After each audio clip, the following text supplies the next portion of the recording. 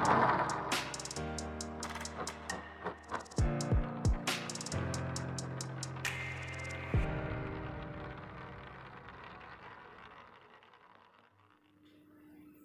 मसीह की। फिर से एक बार हम आज बाइबल क्लास अध्ययन करने जा रहे हैं।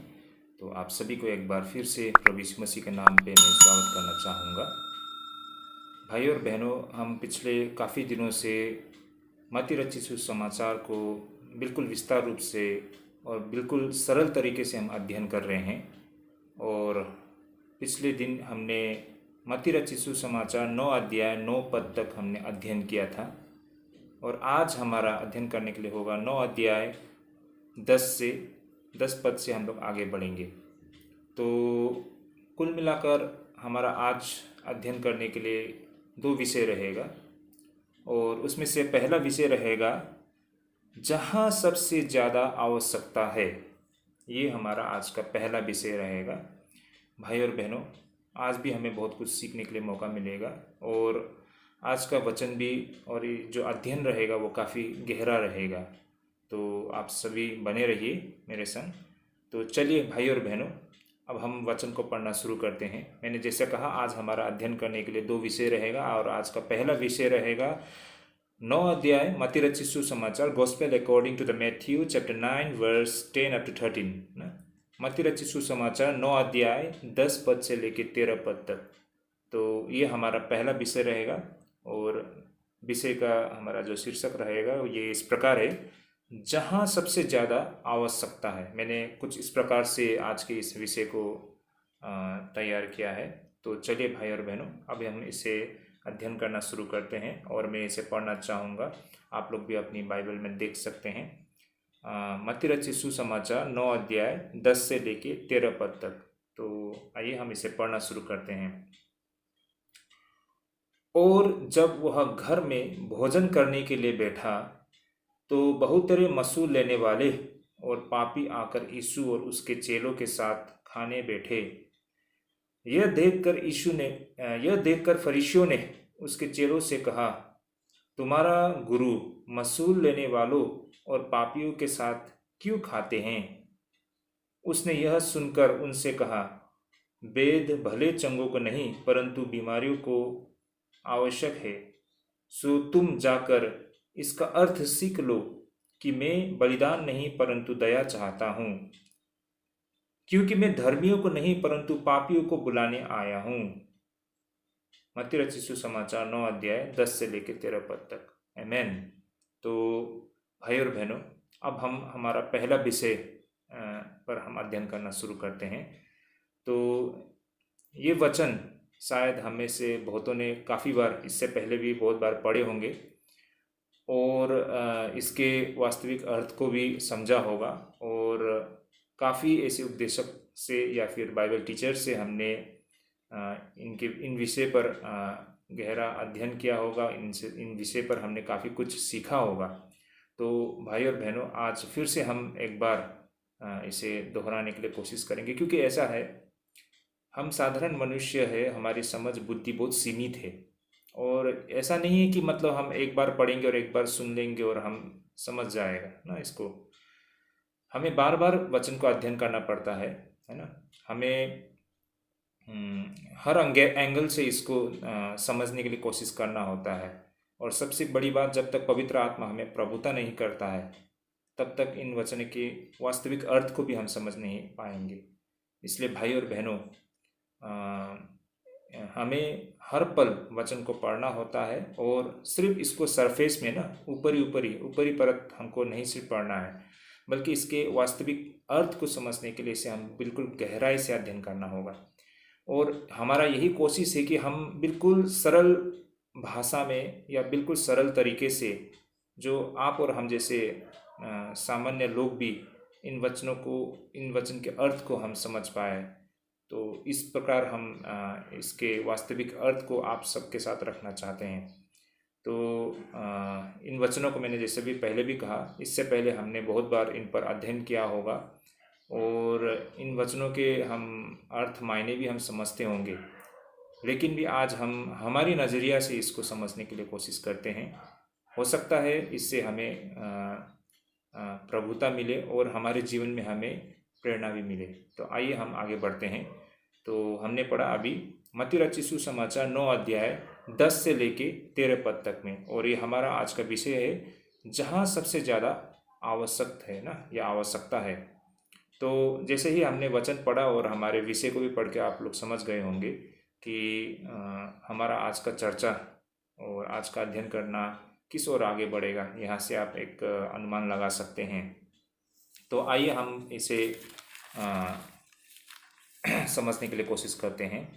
इस वचन को पढ़ा है तो यहाँ हम क्या देख सकते हैं।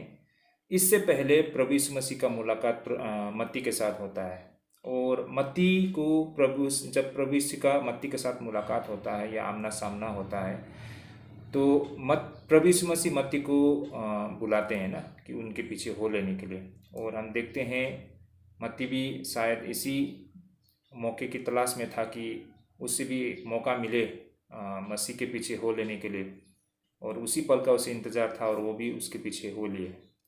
अब उसके बाद हम देखते हैं कि प्रभु यीशु मसीह कुछ पुरुष और कुछ महिला, और विशेष करके मत्ती जैसे व्यक्ति ना, उन लोगों के साथ बैठकर एक साथ भोजन करते हुए हम देख पा रहे हैं यहाँ पर ना। और आमतौर पर उस समय ऐसे लोगों को बहुत ही घृणित नज़रिया से लोग देखते थे। बिल्कुल नीचे दर्जे के लोग माना जाता था इन लोगों को, और सीधा कहे तो इन्हें पापी कहा जाता था ना, पापी लोगों की संगति, सीनर। तो हम देखते हैं कि प्रभु यीशु मसीह उन लोगों के साथ भोजन करने के लिए बैठे। उनमें से यहाँ स्पष्ट लिखा है मसूल लेने वाले, टैक्स कलेक्टर्स, चुंगी लेने वाले लोग, और पापी जैसा बताया गया यहाँ पर, उनके साथ खाना खाने के लिए प्रभु यीशु मसीह बैठे। तो इन सब को देखकर वहाँ जो उपस्थित जो धार्मिक संसार के फरीसी लोग थे ना, उन लोगों को बेहद इससे चौंका दिया है ना। ये चीज़ को भी हम यहाँ पर देख पाते हैं। और वे लोग कहते हैं कि यहाँ पर फरीसी ने उनके चेलों से कहा, ये देखकर फरीसी ने उनके चेलों से कहा, तुम्हारा गुरु मसूल लेने वालों और पापियों के साथ क्यों खाता है? उसने यह सुनकर उनसे कहा, वेद भले चंगों को नहीं परंतु बीमारियों को आवश्यकता है। सो तुम जाकर इसका अर्थ सीख लो कि मैं बलिदान नहीं परंतु दया चाहता हूँ, क्योंकि मैं धर्मियों को नहीं परंतु पापियों को बुलाने आया हूँ। तो अब यहाँ पर एक बहुत ही इंटरेस्टिंग टॉपिक हमारा बनने जा रहा है, और इस टॉपिक पर हम आगे बढ़ने से पहले कुछ शायद हमारे मन में ये प्रश्न भी आ सकता है कि कहाँ पर प्रभु यीशु मसीह ने इस भोजन का आयोजन किया था, या फिर कहाँ पर, किस स्थान पर, किसके घर पे प्रभु यीशु मसीह भोजन करने के लिए ठहरे थे। तो ये हमारा मन में ये ख्याल आ सकता है। अगर हम देखेंगे बाइबल में, तो वास्तव में सिर्फ लूका ना, जो लूका रचित सुसमाचार, लूका के जो सुसमाचार है, वहीं पर सही मायने में स्पष्ट रूप से ये जो भोजन का आयोजन किया गया था, ये मत्ती के घर पे आयोजित किया गया था बोलकर हम जान पाते हैं, अगर ये लूका रचित सुसमाचार को हम अध्ययन करेंगे। लूका रचित सुसमाचार 5 अध्याय 27 से लेके 32 पद तक में अगर हम पढ़ेंगे तो वहाँ पर ही ये स्पष्ट रूप से बताया गया है कि ये भोजन का आयोजन मत्ती या फिर लेवी उनके घर पर आयोजित किया गया था। मत्ती का 27 से 32 पद तक मैं इसे पढ़ना चाहूँगा आप लोगों के लिए। यहाँ पर इस प्रकार लिखा है, और इसके बाद वह बाहर गया और लेवी नाम एक चुंगी लेने वालों को चुंगी की चौकी पर बैठे देखा और उससे कहा, मेरे पीछे हो ले। तब वह सब कुछ छोड़कर उठा और उसके पीछे हो लिया। और लेवी ने अपने घर में उसके लिए बड़ी जेवनार की। देखिए यहाँ पर स्पष्ट लिखा है, और लेवी ने अपने घर में उसके लिए बड़ी जयवनार की यानी भोज का आयोजन किया है। और चुंगी लेने वालों की और औरों की जो उसके साथ भोजन करने बैठे थे, एक बड़ी भीड़ थी, यानी कि काफ़ी लोग थे वहाँ पर। और फरीसी और उनके शास्त्री उसके चेलों से यह कहकर कुड़कुड़ाने लगे कि तुम चुंगी लेने वालों और पापियों के साथ क्यों खाते पीते हो? यीशु ने उसको उत्तर दिया, मैं वेद यीशु ने उनको उत्तर दिया कि वेद भले चंगों के लिए नहीं परंतु बीमारियों के लिए आवश्यक है। मैं धर्मियों का नहीं परंतु पापियों को मन फिराने के लिए बुलाने आया हूँ। ओके, आमेन।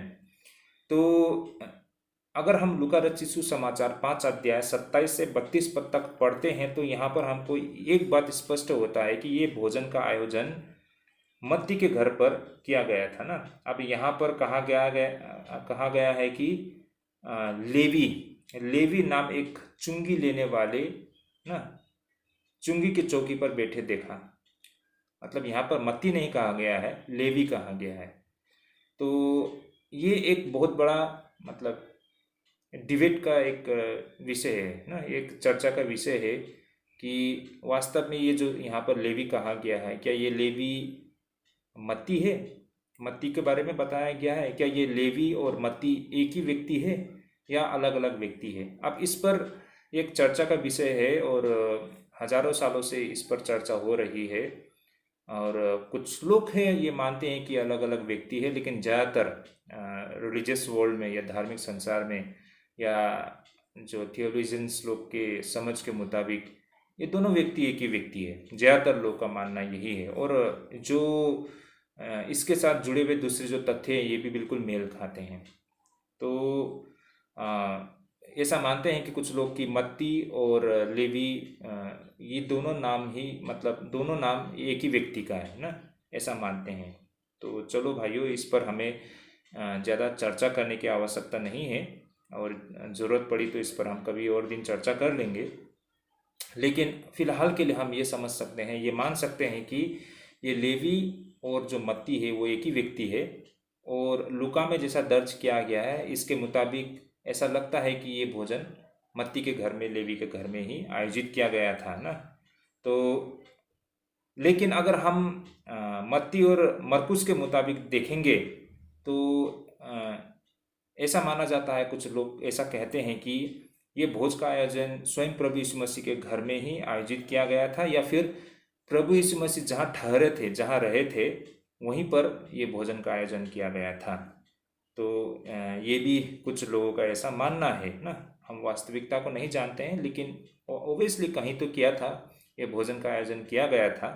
तो बस एक आगे बढ़ने से पहले इन बातों को मैं आप लोगों के साथ थोड़ा शेयर करना चाहता था, तो इसलिए मैंने आप सभी से शेयर किया है। Okay, anyway let's proceed ahead. तो अब यहाँ पर अगर ये वास्तव में ये भोज का आयोजन प्रभु यीशु मसीह के घर पे ही किया गया है तो ये बिल्कुल वाजिब होता है कि जो प्रभु यीशु मसीह ने उत्तर दिया ना, जो बातें कही, ये बिल्कुल मतलब सटीक बैठता है ना। प्रभु यीशु मसीह ने क्या कहा जब प्रभु यीशु मसीह पर एक प्रकार से इल्ज़ाम लगाते हुए कि वे चुंगी लेने वाले या फिर पापी लोगों के साथ बैठकर भोजन कर रहे हैं ना, तो उस समय प्रभु यीशु मसीह ने जो उत्तर दिया था ये बिल्कुल वाजिब बनता है ना। प्रभु यीशु मसीह ने क्या कहा था कि वेद भले चंगों को नहीं परंतु बीमारियों को आवश्यक है, सो तुम जाकर इसका अर्थ सीख लो ना। मैं बलिदान नहीं परंतु दया चाहता हूँ ना, क्योंकि मैं धर्मियों को नहीं परंतु पापियों को बुलाने आया हूँ। तो प्रभु यीशु मसीह यहाँ क्या कहते हैं कि मैं धर्मियों को नहीं परंतु पापियों को बुलाने आया हूँ। तो अगर ये भोज प्रभु यीशु मसीह के घर पे आयोजित किया गया था तो ये बातें जो प्रभु यीशु मसीह बातें कह रहे हैं, ये बातें मतलब एक प्रकार से सपोर्ट करते हैं ना कि मतलब शायद ये भोज प्रभु यीशु मसीह के घर पे भी किया गया था होगा।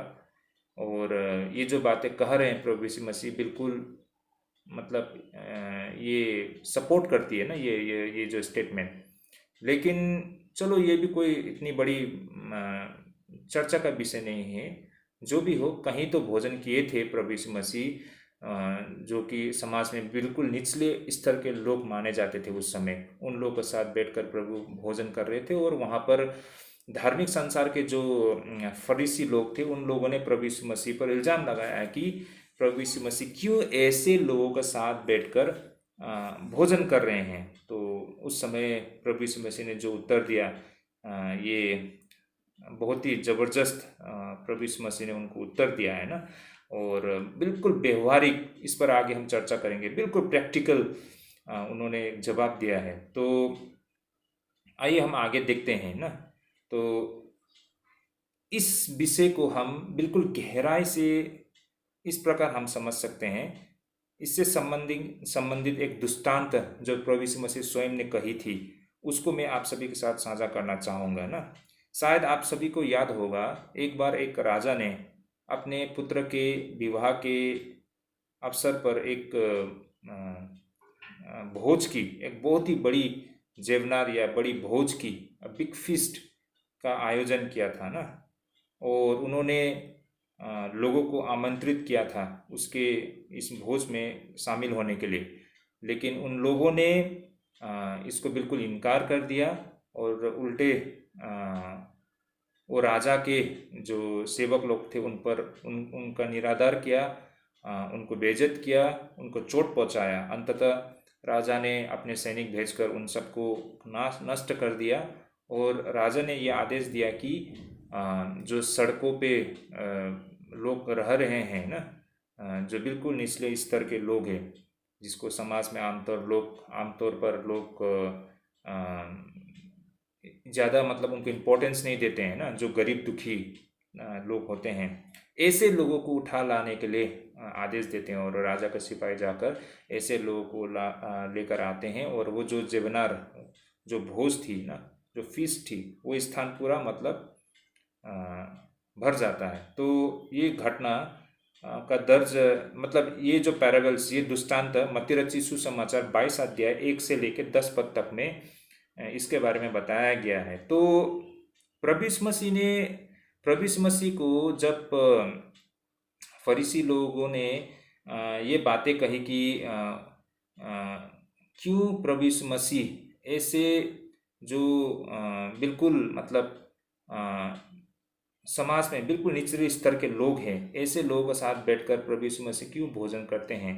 तो जो बात प्रभु यीशु मसीह ने उत्तर दी थी ना, इसका उत्तर इस दृष्टांत के साथ भी बिल्कुल मेल खाता है। मैं इस दृष्टांत को क्यों आप लोगों के साथ रखना चाहता हूँ, इस पर मैं आगे चर्चा करूँगा। तो आइए पहले जो मैंने ये दृष्टांत आप सभी से शेयर किया, इसे हम थोड़ा पढ़ लेते हैं। तो जैसा यहाँ लिखा है ना, आपको 22 अध्याय 1 से लेकर 10 पद तक में, इस पर यीशु फिर उनसे दृष्टांत में कहने लगा, स्वर्ग का राज्य उस राजा के समान है जिसने अपने पुत्र का विवाह किया, और उसने अपने दासों को भेजा कि नेफ्तालियों को ब्याह के भोज में बुलाए, परंतु उन्होंने आना न चाहा। फिर उसने और दासों को यह कहकर भेजा कि नेफ्तालियों से कहो, देखो मैं भोज तैयार कर चुका हूँ, और मेरे बैल और पले हुए पशु मारे गए हैं, और सब कुछ तैयार है, ब्याह के भोज में आओ। परंतु वे बेपरवाह करके चल दिए, कोई अपने खेत को, कोई अपने व्यापार को, मतलब किसी के पास टाइम नहीं है ना, कोई आना नहीं चाहता है। औरों ने जो बच रहे थे उसके दासों को पकड़कर उनका अनादर किया और मार डाला। राजा ने क्रोध किया और अपनी सेना भेजकर उन हथियारों को नाश किया और उनके नगर को फूंक दिया। तब उसने अपने दासों से कहा, ब्याह का भोज तो तैयार है, परंतु नेफ्ताली योग्य न ठहरे। इसलिए चौराहों में जाओ और जितने लोग तुम्हें मिले सबको ब्याह के भोज में बुला लाओ। सो उन दासों ने सड़कों पर जाकर क्या बुरे क्या भले जितने मिले सबको इकट्ठे किया, और ब्याह का घर जेवनारों से भर गया। ओके, आमीन। तो यहाँ पर स्वर्ग के राज्य को प्रभु यीशु मसीह इस दुष्टान के जरिए लोगों को बता रहे हैं। और इससे पहले आज का जो हमारा विषय था उसके साथ भी ये दृष्टांत काफ़ी हद तक मेल खाता है ना। तो इससे क्या संबंधित है, मैं इसको आप सभी के साथ साझा करना चाहूँगा ना। हम्म,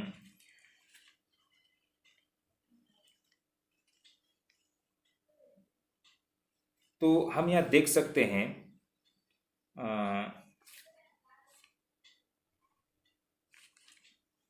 यहाँ पर प्रभु यीशु मसीह का कहने का अर्थ क्या है ना। देखिए, प्रभु यीशु मसीह उस फरीसी लोग को जो उत्तर दे रहे हैं, जब वो फरीसी लोग प्रभु यीशु मसीह पर इल्ज़ाम लगा रहे हैं ना कि क्यों आप मतलब ऐसे लोगों के साथ बैठकर संगति कर रहे हैं, ऐसे लोगों के साथ आप बैठकर भोजन कर रहे हैं जो समाज में बिल्कुल निचले स्तर के लोग हैं ना। तब प्रभु यीशु मसीह उन लोगों को क्या बताना चाहते हैं ना, क्या कहना चाहते हैं यहाँ पर। प्रभु यीशु मसीह कहना चाहते हैं कि जब तुम लोग किसी भोज का आयोजन करते हो तो आप लोग किस तरह के लोगों को करना चाहते हो ना। जो लोग समाज में उच्च वर्ग के लोग हैं ना, ऐसे लोगों को आप लोग आमंत्रित करना चाहते हो ना। जो लोग मतलब समाज में इज्जतदार लोग हैं या फिर उच्च वर्ग के लोग हैं ना, जो अपने आप को स्वयं को बिल्कुल पवित्र या धर्मी या बिल्कुल अच्छे लोग ना या शुद्ध लोग ना, ऐसे जो अपने आप को सोचते हैं, और ऐसे लोगों को ही आमतौर पर लोग निमंत्रित भी करना चाहते हैं ना, उनसे अपना अच्छा संबंध बनाना चाहते हैं। तो ऐसे लोगों को आप आमंत्रित करना चाहते हो ना। लेकिन ये ऐसे लोग हैं, जिस तरह अभी थोड़ी देर पहले हमने एक दृष्टांत सुनी प्रभु यीशु मसीह से भी ना, कि मतलब क्या होता है कि ये शायद आप लोगों का भी ये अपने जीवन में इस प्रकार का कुछ अनुभव हो सकता है ना। और मेरे जीवन में भी है ऐसा अनुभव, शायद आप लोग का जीवन में भी बहुत सारा ऐसा अनुभव होगा। हम भी हो, हमारे गांव समाज में, हमारे घर में बहुत समय पर ऐसा होता है कि कभी कभार ऐसा मतलब कार्यक्रम बनता है और हम उस कार्यक्रम में शामिल होने के लिए हम समाज के उच्च वर्ग के लोगों को न्योता देने जाते हैं। जब हम उन्हें इनविटेशन देते हैं, न्योता देते हैं, तो उनमें से बहुत लोग तो उस इनविटेशन को इतना इम्पोर्टेंट नहीं देते हैं, गुरुत्व नहीं देते हैं ना, उसका वैल्यू नहीं देते हैं। वो उनको वे लोग अगर फ्री है तभी जाना चाहेंगे, या फिर मतलब कुछ लोग यूं ही मना कर देते हैं, कुछ बहाना करके नहीं आते हैं, या कुछ लोग आ भी जाते हैं तो इतना सम्मान नहीं रखते हैं जिस सम्मान से आप उसको बुलाते हो, है ना। और सबसे बड़ी बात, आपने उनको न्योता दिया, आपने उनको बुलाया, उसकी आपने बहुत मतलब देखभाल की ना, उनको खुश रखने के लिए कोशिश की आपने, और उन्होंने भोजन किया और उस कार्यक्रम से वो चले गए। और जैसे ही वो दरवाजे को पार करके वो चले गए, वो भूल भी गए सब कुछ ना, अब उसको कुछ याद नहीं है। तो ये राजा का साथ में भी थोड़ी देर पहले हमने जो दृष्टांत पढ़ा था, कुछ ऐसा ही है ना। जब राजा ने अपने बेटे के भोज में जो शहर के लोगों को आमंत्रित किया, तो लोग आना नहीं चाहते ना। मतलब उनके, क्योंकि उनके नज़र में मतलब कोई इम्पोर्टेंट नहीं है ना। मतलब अभी ऐसे समारोह में तो जाते रहते हैं ना, और उनको जाने की इच्छा नहीं है ना।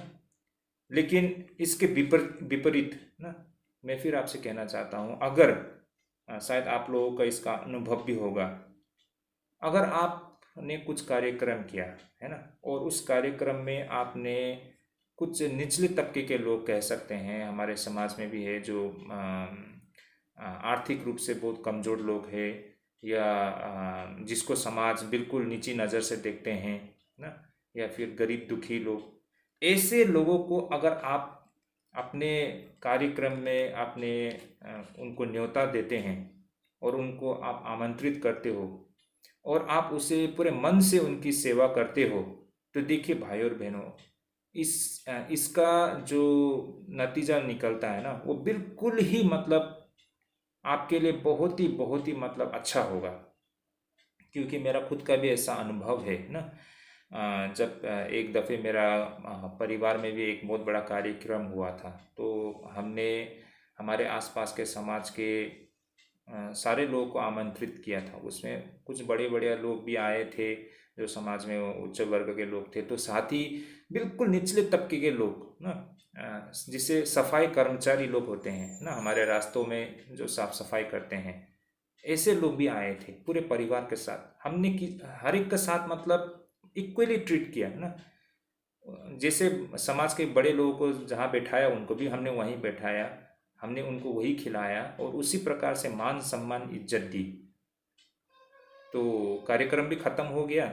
लेकिन जो उच्च वर्ग के लोग थे, अब वे वे लोग तो हमारे जैसे कार्यक्रम में, कितने कार्यक्रम में जाते और कहाँ कहाँ जाते वो तो भूल भी जाते हैं, उनको याद भी नहीं रहता है। लेकिन वो जो बिल्कुल निचले तबके के लोग थे, उन लोग को आज तक भी याद है कि वे लोग हमारे घर के समारोह में आए थे बोलकर। और आज तक भी, अब 10 साल होने पर है, अब भी बोलते हैं कि हम लोग आए थे आपके समारोह में, हमको बहुत अच्छा लगा, है ना।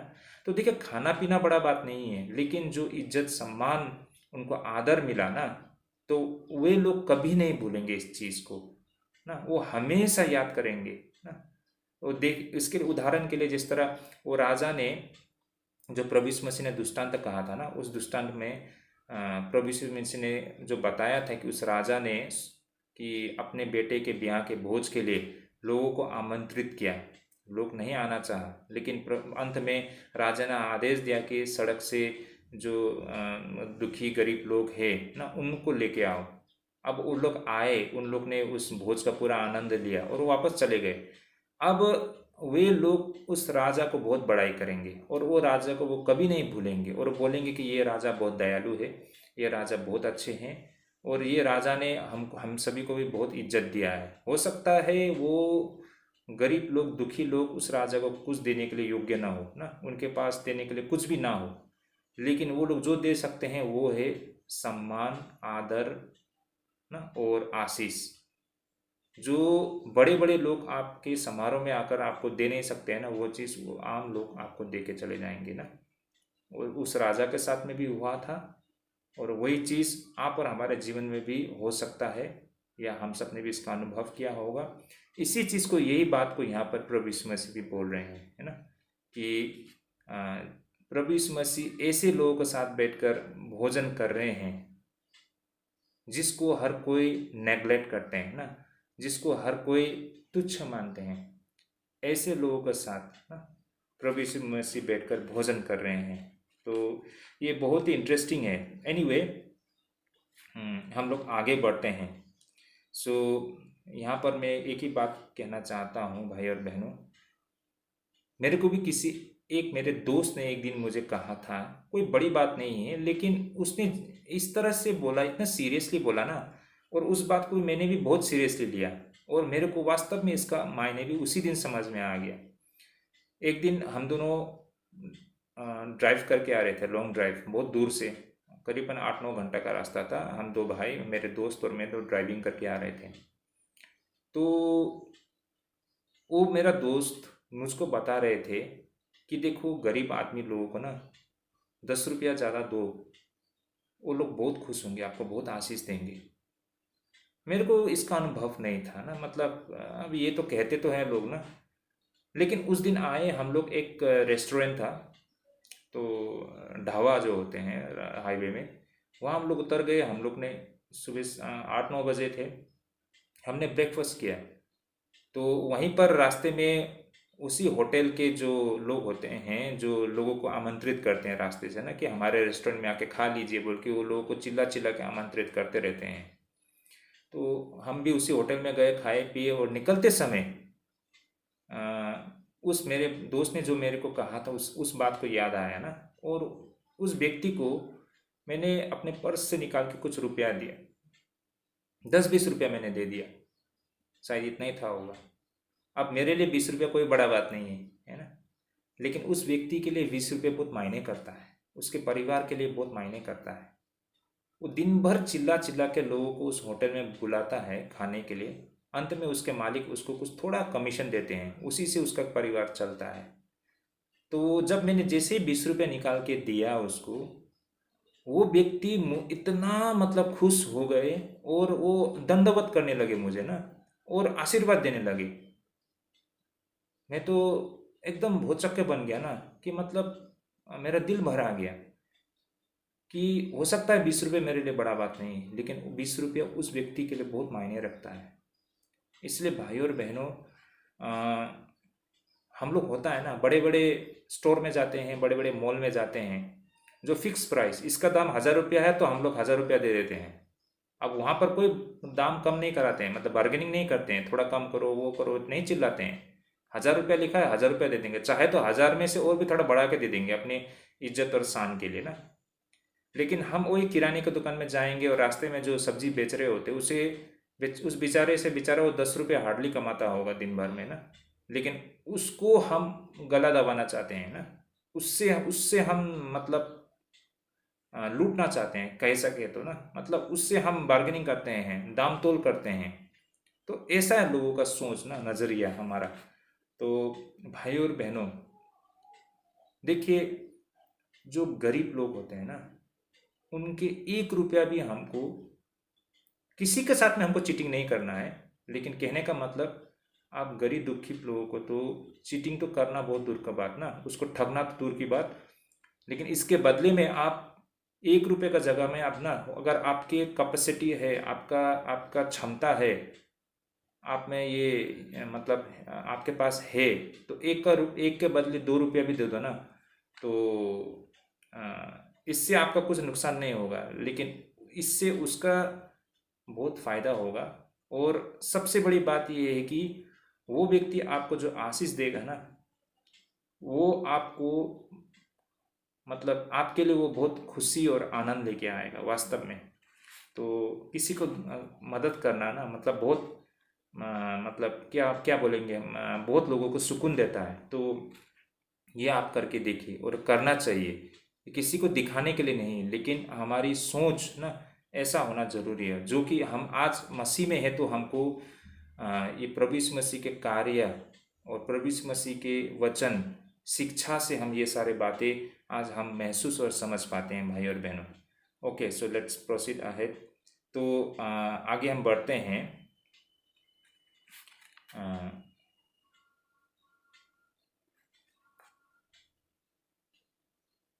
तो प्रभु यीशु मसीह जब अपने चेलों के साथ भोजन करने बैठे ना, और जब इसको उस समय के जो धार्मिक संसार के जो शास्त्री लोग, फरीसी लोग ने देखा, तो उन लोगों को झटका लगा एक प्रकार से ना, मतलब एकदम असंभव लगा उन लोगों को ना, ये क्या बात है ना, ये कैसी बात है। देखिए, क्यों उन लोगों को झटका लगा प्रभु यीशु मसीह को उन चुंगी लेने वाले, मसूल लेने वाले के साथ में प्रभु यीशु मसीह को भोजन करते हुए देखकर। इसके पीछे कारण ये है कि आमतौर पर, जैसे हमने पिछले हफ्ते भी इस पर विस्तार से चर्चा किया है,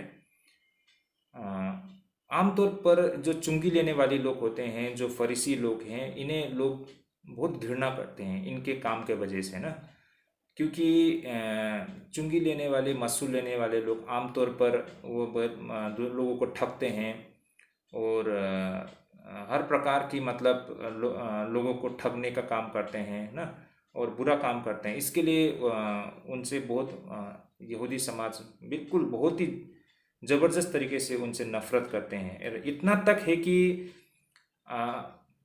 उनके साथ जर्नी करना ना, यात्रा करना भी मतलब एक प्रकार से लोग मतलब परहेज करते हैं ना, और उनके साथ किसी भी प्रकार का व्यापार करना ना, ऐसे लोगों के साथ में। और ऐसे लोगों को ना तो कुछ वो लोग देते हैं, ना तो ऐसे लोगों के से कुछ लेते भी हैं, और ऐसे लोगों को ना तो अपने घर में प्रवेश करने देते हैं, ना तो वे इन लोगों के घर में कोई प्रवेश करते हैं। अभी अगर इसको हम समझने के लिए, तो इस प्रकार से भी हम समझ सकते हैं कि ये बहुत दुख की बात है हमारे देश में। आज भी जो बोल सकते हैं ना, ये कास्ट सिस्टम ना, अब भी मतलब ये एग्जिस्ट करता है ना, अब भी मौजूद है हमारे समाज में। जो दलित लोग जिसे हम कहते हैं, अभी हमारे यहाँ तो थोड़ा इसका प्रैक्टिस इतना नहीं है, लेकिन हमारे उत्तर भारत में या फिर दक्षिण भारत में ये अब भी बहुत मतलब हमारे समाज में अभी भी बहुत मजबूती से ये चीज़ प्रैक्टिस किया जाता है ना। ये बहुत बुरी बात है ना, ये बहुत गलत बात है वैसे तो जैसे कि आप सबका अनुभव होगा ना, जब दलित लोग आते हैं, हमने भी देखा ये चीज़ कि वो अगर वो बड़े जाति से है तो वो छोटे जाति के लोग जो होते हैं बोलते हैं, वे लोग ना, हम तो नहीं बोलते हैं, लेकिन हम नहीं मानते इन सब चीज़ों को, लेकिन हमारा जो समाज में ऐसे चीज़ अब भी प्रैक्टिस होता है, तो इन लोगों को घर में प्रवेश करने को भी नहीं देते हैं। इतना तक कि उन्होंने खाया हुआ उस बर्तन को भी मतलब ऐसा ट्रीट करता है कि जैसे उसमें उस बर्तन में कुछ जर्म्स लग गया है ना, कुछ बीमार लग गया है, उस बर्तन को अगर हम छुएंगे तो हमको भी वो बीमार लग जाएगा। इस तरह से उन्होंने खाई हुई मतलब इस्तेमाल किया हुआ बर्तन बोलिए, उससे भी इतना परहेज करते हैं लोग ना, इतना बुरा तरीका से मतलब उनसे व्यवहार करते हैं। उनके साथ रिश्ता जोड़ना तो दूर की बात ना, अपने घर में भी प्रवेश करने नहीं देते हैं। तो ये चीज़ हमारे देश में भी ये चीज़ आज प्रैक्टिस होता है, अब भी है। ये बहुत दुख की बात है ना। लेकिन ये जो चुंगी लेने वाले लोग होते हैं उस समय, इनसे भी बुरा हाल था, मतलब बेहद नफरत करते हैं। इतना तक है कि उनको तो जो यहूदी आराधनालय होते हैं वहाँ तक भी प्रवेश करने की अनुमति नहीं है ना। तो कुछ इस प्रकार के लोगों के साथ ना, ऐसे लोगों के साथ जिसको यहूदी समाज में बिल्कुल नफरत करते हैं ना, लोग बिल्कुल गंदी नज़र से देखते हैं, इनको बहुत गंदा लोग माना जाता है। ऐसे लोगों के साथ प्रभु यीशु मसीह बैठकर आप भोजन कर रहे हैं ना, इनके साथ संगति कर रहे हैं, तो इनको देखकर ये जो धार्मिक संसार के जो फरीसी और शास्त्री लोग हैं, इनको बहुत ही मतलब चकित कर दिया है ना। तो जिस प्रकार से प्रभु यीशु मसीह उन चुंगी लेने वाले लोगों के साथ बैठकर भोजन करते हुए संगति कर रहे हैं, इससे पहले ना जो समाज के जो अपने आप को उच्च कोटि के व्यक्ति मानते हैं, या फिर समाज में जो अपने आप को बहुत धर्मी और पवित्र मानते हैं, उन लोगों ने कभी भी ऐसा कुछ नहीं देखा है ना, और उन लोगों ने भी आगे से पहले ऐसा कभी कुछ नहीं किया है।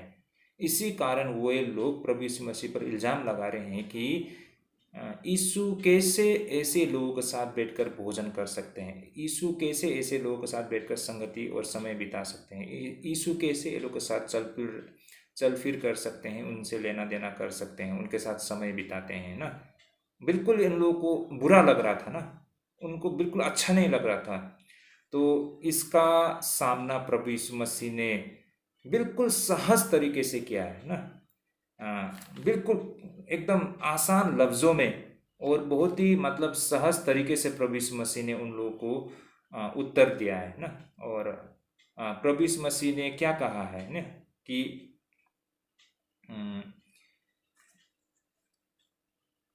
प्रभु यीशु मसीह ने कहा कि जहाँ सबसे ज़्यादा उसकी ज़रूरत है वो वहीं जाएंगे ना, जहाँ जिसको उनकी आवश्यकता सबसे ज़्यादा है प्रभु यीशु मसीह वहीं जाएंगे। तो यहाँ पर इसको हम इस प्रकार से समझ सकते हैं, इन बातों को जो प्रभु यीशु मसीह कह रहे हैं यहाँ पर ना, उन जो धार्मिक संसार के लोगों को प्रभु बिल्कुल सहज तरीके से उनके प्रश्नों का उत्तर दे रहे हैं या फिर उनका सामना कर रहे हैं ना, ये कहते हुए कि प्रभु यीशु मसीह बोलते हैं वेद भले चंगों को नहीं परंतु बीमारियों की आवश्यकता है ना। ये बातों को कहकर प्रभु यीशु मसीह ये कहना चाहते हैं कि उसकी आवश्यकता जहाँ सबसे ज़्यादा है वो वहीं जाएंगे ना। अगर मान लीजिए उदाहरण के लिए ना, कोई वेद या फिर कोई डॉक्टर ना, अगर कोई डॉक्टर वो सिर्फ जो लोग भला चंगा है ना, जो लोग स्वस्थ है, जो लोग हेल्दी है, ऐसे लोगों के पास ही वो इलाज करने के लिए जाते हैं, तो ऐसे डॉक्टर के बारे में आप क्या कहेंगे?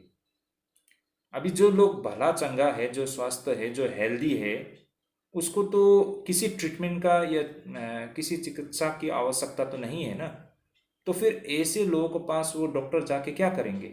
लेकिन कोई डॉक्टर अगर वो सिर्फ ऐसे लोगों के साथ जाते हैं अपना इलाज कराने के लिए, इलाज देने के लिए, जो लोग पहले से ही स्वस्थ है, जो मानते हैं उनको किसी किसी किसी चीज़ का तकलीफ नहीं है, ऐसे लोगों को ट्रीटमेंट देने के लिए वो डॉक्टर जाता है, तो आप उस डॉक्टर के बारे में क्या बोलेंगे ना?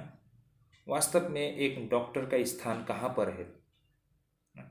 एक वास्तव में एक डॉक्टर को कहाँ जाना चाहिए ना? वास्तव में एक डॉक्टर को वहाँ जाना चाहिए जहाँ पर मरीज लोग हैं ना, जहाँ पर लोग बीमार में हैं, जहाँ पर लोग दुख और कष्ट में हैं ना। डॉक्टर को वहाँ होना चाहिए और वहाँ जाना चाहिए ताकि वो लोगों को इलाज करके उनको ठीक करे ना। तो इसी प्रकार प्रभु यीशु मसीह का कार्य भी वही है, जहाँ पर लोगों को ज़्यादा आवश्यकता है उद्धार की ना, छुटकारा की, वो वहीं जाए ना। तो यहाँ पर प्रभु यीशु मसीह का आवश्यकता किससे ज़्यादा है? यहाँ पर उन लोगों को प्रभु यीशु मसीह की आवश्यकता है जो लोग पाप की दलदल में हैं ना, जो लोग उस गंदगी से निकलना चाहते हैं। तो प्रभु यीशु मसीह वहीं गए हैं। तो यहाँ पर मुख्य बिंदु, समझने वाली मुख्य बिंदु क्या है और कौन सी बातें हैं? प्रभु यीशु मसीह ने जब कहा मैं धर्मियों को बुलाने नहीं बल्कि पापियों को बुलाने आया हूँ, बोला ना प्रभु यीशु मसीह ने, ये जवाब दिया ना उनको कि मैं धर्मियों को नहीं परंतु पापियों को बुलाने आया हूँ। तो इस बात को हम इस प्रकार समझ सकते हैं ना, किस प्रकार हम समझ सकते हैं? तो यहाँ पर प्रभु यीशु मसीह ये नहीं कह रहे हैं कि कुछ ऐसे अच्छे लोग हैं जिनको मेरी कोई आवश्यकता नहीं है ना, और मैं उन लोगों को कुछ दे नहीं सकता हूँ, ऐसा कुछ प्रभु यीशु मसीह नहीं कह रहे हैं। वास्तव में प्रभु यीशु मसीह क्या कह रहे हैं? प्रभु यीशु मसीह ये बोल रहे हैं कि मैं ऐसे लोगों को निमंत्रित करने नहीं आया हूँ ना, ये मैं ऐसे लोगों को इनवाइट करने के लिए नहीं आया हूँ, मैं ऐसे लोगों को आमंत्रित नहीं करता हूँ ना, मैं ऐसे लोगों को इनवाइट नहीं करता हूँ जो लोग सेल्फ सेटिस्फाइड है, जो लोग अपने आप में मतलब खुश है बोल सकते हैं ना, जो लोग अपने आप को ये मानते हैं कि वो स्वस्थ है, वो अच्छे हैं, वो भले चंगे हैं ना, ऐसे जो लोग सोचते हैं, इन लोगों को निमंत्रण देने के लिए नहीं आए हैं ना। और लेकिन इसके बदले में मैं ऐसे लोगों को आमंत्रित करने के लिए आया हूँ जो लोगों को ये महसूस है कि और जिनको ये पता है कि हम भ्रष्ट हैं ना, हम पाप की दलदल में हैं और हमें उद्धारकर्ता की आवश्यकता है।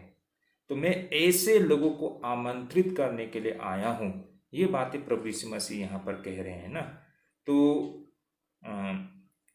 जैसा बताया यहाँ पर मैं आप लोगों को एक इंग्लिश में एक बातें यहाँ पर बोलना चाहता हूँ। It is only those who know how much they needed ना, how much they need me who can accept my invitation, बोला ना।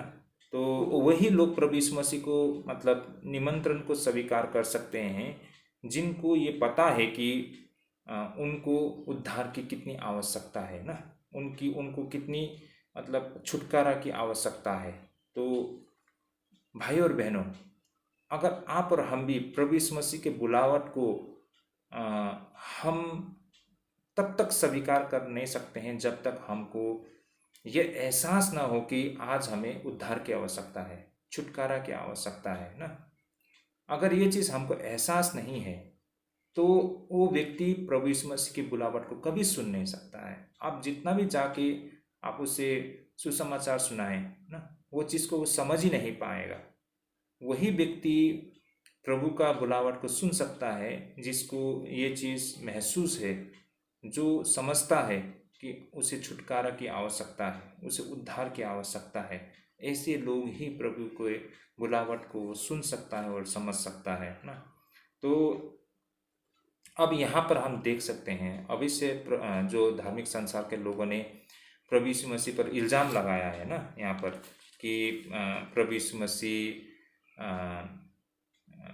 ऐसे लोगों के साथ रहते हैं, संगति करते हैं जो पापी है ना, जो चुंगी लेते हैं और जो भ्रष्ट लोग हैं, ऐसे लोगों के साथ रहते हैं।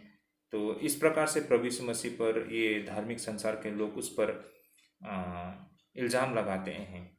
तो आइए हम इसको और भी उनके नज़रिया को हम समझने के लिए कोशिश करते हैं और यहाँ से हमें बहुत कुछ सीखने के लिए भी मौका मिलेगा ना। देखिए, ये जो धार्मिक संसार के लोग हैं, ये लोग जो प्रभु यीशु मसीह पर इल्ज़ाम लगा रहे हैं ना, उनका प्रभु यीशु मसीह पर ये इल्ज़ाम लगाने का कारण क्या है? क्योंकि ये लोग खुद के पवित्रता को बनाए रखने के लिए मतलब चिंतित है ना। वो अपने आप के पवित्रता को मतलब सुरक्षित रखने के लिए उसको लेकर वे लोग मतलब ज़्यादा कंसर्न है ना, बोल सकते हैं। उससे बनाए रखने के लिए ना मतलब दूसरों को मदद करने के बजाय ना, या फिर दूसरों को मदद करने के बजाय ना, वो अपने आप को मतलब पवित्र बनाए रखने के लिए वो कोशिश करते हैं ना। तो ये इस प्रकार से इसको हम समझ सकते हैं। उदाहरण के लिए इस बात को हम किस तरह समझ सकते हैं बोलने से, मान लीजिए कोई डॉक्टर ना, एक डॉक्टर का काम क्या है? मरीज को जाके उसकी देखभाल करना ना, उसको इलाज करना। लेकिन वो डॉक्टर अपने मरीज के पास जाना नहीं चाहता है। तो जब पता लगाया कि मतलब वो डॉक्टर क्यों उस मरीज के साथ जाना नहीं चाहता है, तो पता चला है कि वो डॉक्टर इसलिए उसके मरीज के पास जाना नहीं चाहता है, कहीं वो डॉक्टर उस मरीज का इलाज करते समय उस डॉक्टर के जो इंजेक्शन है उसको खुद को ना लग जाए चोट ना, उस इंजेक्शन से उसको खुद को चोट ना लग जाए, इस डर से वो नहीं जाता है। या फिर वो डॉक्टर इसलिए नहीं जाता अपने मरीज के पास में कि इस डर से कि कहीं उस मरीज का बीमार उसको ना लग जाए ना। तो यहाँ भी ये जो धार्मिक संसार के लोग हैं, इनका हालात भी कुछ इसी प्रकार है ना। तो ये लोग दूसरों के लिए कुछ करना नहीं चाहते हैं ना। तो वास्तव में ये धार्मिक संसार के लोग जो आज प्रभु यीशु मसीह पर इल्ज़ाम लगा रहे हैं, ये कैसे लोग हैं? ये वास्तव में इनका जो भक्ति भाव है ना, वो जो दिखाते हैं वो कितना धर्मी है और कितना पवित्र है। इनका ये भक्ति भाव ना बिल्कुल स्वार्थी है, सेल्फिश है ना। और इस तरह के भक्ति भाव को परमेश्वर कदापि स्वीकार नहीं करेंगे ना। ये सिर्फ अपने खुद के बारे में सोचते हैं, उस डॉक्टर की तरह कि मतलब उसका काम तो है कि जाके उस मरीज का इलाज करे ना, उसके तकलीफ को समझे, उसको इलाज करे। लेकिन वो डॉक्टर इसलिए जाना नहीं चाहता है कि कहीं उसको उस मरीज का बीमार लग जाए, या फिर कहीं जो इंजेक्शन उस मरीज को देना है उसके वजह से उसको चोट ना लग जाए, इस वजह से वो जाना नहीं चाहता है ना। उसी प्रकार ये धार्मिक संसार के लोग भी वास्तव में तो जिसको वो लोग मानते हैं कि ये लोग पापी है ना, इनको किस तरह से उनके पाप से बाहर निकाला जाए, वो मार्ग बताने के बजाय उनसे दूर रहना चाहते हैं ना, उनसे अलग रहना चाहते हैं। वो सोचते हैं कि कहीं हम भी इनके साथ रहकर हम भी मतलब पापी न बन जाए। उनकी सोच को देखिए तो उस डॉक्टर की सोच और ये धार्मिक संसार के लोगों के सोच में कोई अंतर नहीं है ना। तो इस प्रकार से हम देख सकते हैं। तो ये लोग कैसे व्यक्ति हैं? मैंने जैसे बोला, इनकी जो धार्मिकता है, इनकी जो भक्ति भाव है ना, ये बिल्कुल ही स्वार्थी है ना। और ये लोग सिर्फ अपने ही प्राण को बचाने के लिए मतलब चिंतित रहते हैं। लेकिन ये करके ना ये लोग अपने आप को क्या बोलेंगे, नष्ट होने की ओर लेके जा रहे हैं। अपने आत्मा को ये करके स्वयं की आत्मा को लोग नष्ट कर रहे हैं ना। वो लोग एक सोच रहे हैं कि मैं ऐसे लोगों के साथ संबंध ना बनाकर अपनी पवित्रता को बनाए रखूंगा ना, मैं अपने आप को सुरक्षित रखूंगा। मैं धर्मी बने रहूँगा ऐसा सोच रहे होंगे, ये बिल्कुल गलत है। वास्तव में वे लोग अपने लिए ना खड्डे बना रहे हैं, अपने खुद के नष्ट होने के लिए वो लोग रास्ता बना रहे हैं। आ, इससे संबंधित एक वचन मेरे मन में आया है। मैं इसको आप लोग के साथ पढ़ के सुनाना चाहता हूँ। मत्ती रचित सुसमाचार 16 का 25। गिव मी अ सेकेंड, मैं इसे पढ़ना चाहता हूँ। जब ये सारे घटना को मैं होते हुए देखता हूँ तो ये बातें मेरे मन में ख्याल आता है कि ये वचन को पढ़ते हुए मत्ती का 16 का 25 में जैसा यहाँ लिखा है, शायद आप लोग ने भी इससे पहले कई बार इन वचनों को पढ़ा होगा। क्योंकि जो कोई अपना प्राण बचाना चाहे वह उसे खोएगा, और जो कोई मेरे लिए अपना प्राण खोएगा वह उसे पाएगा। आमेन। तो रियली ये वचन बहुत ही मतलब मन को छूने वाला है ना। यहाँ पर स्पष्ट लिखा है, बिल्कुल एकदम क्लियरली लिखा है कि कोई अपना प्राण बचाना चाहे वह उसे खोएगा, है ना। जो जो लोग अपने लिए चिंता करता है सिर्फ ना, हर चीज़ से मतलब कैसा बोलेंगे, वो कीमत अदा करने के लिए तैयार नहीं है किसी भी चीज़ के लिए, है ना। अंत में जाके ऐसे लोगों को रोना पड़ेगा। लेकिन आज जो लोग मसीह के लिए अपना सब कुछ त्यागने के लिए तैयार है, उसका प्रतिफल ना, उसका फल उसका बहुत बड़ा होगा ना। जो कोई अपना प्राण बचाना चाहे वो उसे खोएगा एक दिन ना, और जो कोई मेरे लिए अपना प्राण खोएगा वो उसे पाएगा। तो वो डॉक्टर या फिर ये जो धार्मिक संसार के लोग, इसलिए वो डॉक्टर मरीज का इलाज नहीं करता है कहीं उसको भी वो इंजेक्शन की वजह से उसको कहीं चोट ना लग जाए, या फिर उस मरीज का बीमार उसको खुद का ना लग जाए। इस डर से वो मरीज के पास नहीं जाता है उसको, और उसका मतलब इलाज करना नहीं चाहता है ना। जैसे कि ये फरीसी और सदुकी लोग, वे लोग उन जो जिसे वे लोग मानते हैं कि ये लोग बहुत ही भ्रष्ट इंसान लोग हैं, ये लोग बहुत ही अशुद्ध लोग हैं ना। तो चाहिए था इनको मदद करे कि ताकि इन लोग को सही मार्ग दिखाए और ये लोग जीवन में प्रवेश करने के योग्य बन सके। लेकिन ये करने के बजाय वो लोग उल्टा भागते हैं ना, इनके साथ में रहूँगा, इनके साथ संगति करूँगा तो कहीं मैं भी पापी न बन जाऊँ ना। तो ऐसे लोग कौन है? ये वचन प्रभु यीशु मसीह ने जो कही हुई 16 अध्याय मत्ती का 16 का 25 में है ना, जो कोई अपना प्राण बचाना चाहे वो उसे खोएगा, और जो कोई मेरे लिए अपना प्राण खोएगा वो उसे पाएगा। ये बिल्कुल सटीक बैठता है। तो पहली बात, ये बात हम यहाँ से सीख सकते हैं। दूसरी,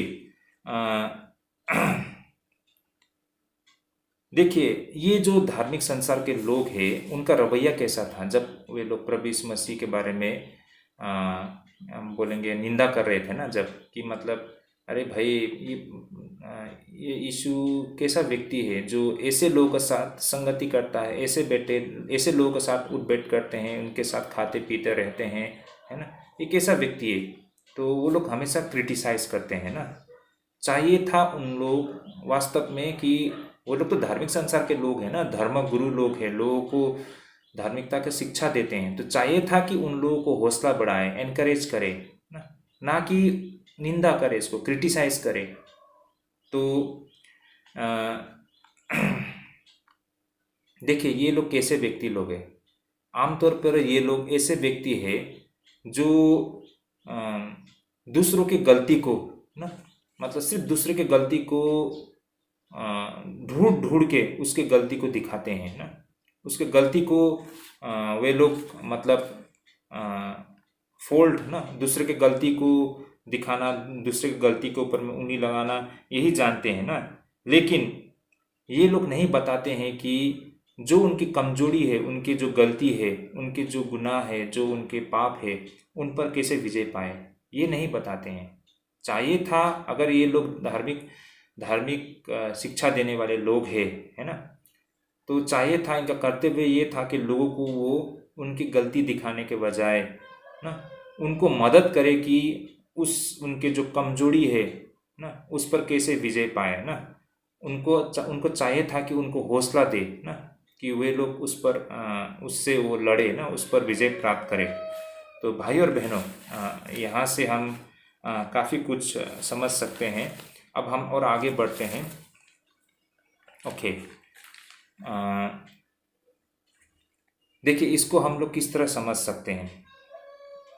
अगर कोई डॉक्टर किसी मरीज को देखते हैं, उसको समस्या में पड़े हुए ना, कोई मरीज को देखते हैं, कोई डॉक्टर किसी मरीज को देखते हैं, उसको दिखाई देता है कोई मरीज कि वो तकलीफ में है, वो दर्द में है, तो उसकी मदद करने के बजाय वो भाग तो नहीं जाएगा ना, वो नहीं भागेगा ना उसका मदद करने के बजाय ना, वो क्या करेगा। किसी जो कोई भी एक अच्छा डॉक्टर, मैं बोलता हूँ, हाँ हो सकता है कुछ दुनिया में ऐसे बहुत सारे लोग हैं। अभी डॉक्टर बोलेंगे तो सारे लोग बुरे भी तो नहीं है और सारे अच्छे भी नहीं है, ये तो पर्सन टू पर्सन डिफर करता है ना। लेकिन आमतौर पर एक डॉक्टर किसी बीमार में पड़े हुए व्यक्ति को देखता है तो वो उससे दूर नहीं होता है ना, वो कोशिश करता है कि जाके उसकी मदद करे, उसके तकलीफ को दूर करे। तो अब ये फरीसी लोग भी वास्तव में ऐसा ही होना चाहिए था ना, ये धार्मिक संसार के लोगों को भी वैसा ही होना चाहिए था वास्तव में, कि जब ये चुंगी लेने वाले लोग, ये लोग जिनको जिनको ये लोग बहुत पापी या भ्रष्ट इंसान मानते हैं, सोचते हैं ना, इनकी मदद करना चाहिए था, लेकिन वे लोग नहीं करते हैं, है ना।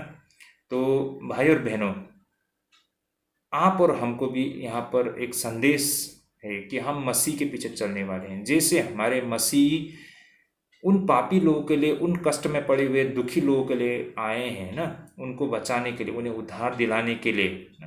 तो इसी प्रकार उसी मार्ग में चलते हुए आप और हमारा भी ये कर्तव्य बनता है ना कि हमको हमेशा ये कोशिश करना है कि हम दूसरों की निंदा करने के बजाय उसकी मदद करें, कि कैसे वो अपने उस तकलीफ के ऊपर विजय प्राप्त करे ना, कैसे उस तकलीफ से उसको निकालने में उसको मदद करे।